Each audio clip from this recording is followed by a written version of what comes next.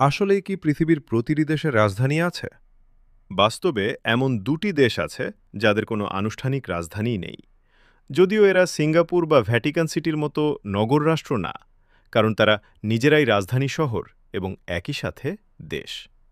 রাজধানী ছাড়া প্রথম দেশ হল প্রশান্ত মহাসাগরের ছোট্ট দ্বীপরাষ্ট্র নাউরু, যা ম্যানহাটানের চেয়েও ৩ গুণ ছোট। নাউরুতে কোনো শহরই নেই, পুরো দেশটি ১৪টি জেলায় বিভক্ত। মজার বিষয় হল, নাউরু একসময় পাখির বিষ্ঠা থেকে তৈরি ফসফেট রপ্তানি করে মাথাপিছু আয়ের দিক থেকে পৃথিবীর অন্যতম ধনী দেশ ছিল। কিন্তু সম্পদ ফুরিয়ে যাওয়ায় এখন অস্ট্রেলিয়ার সাহায্যের ওপর দেশটি টিকে আছে।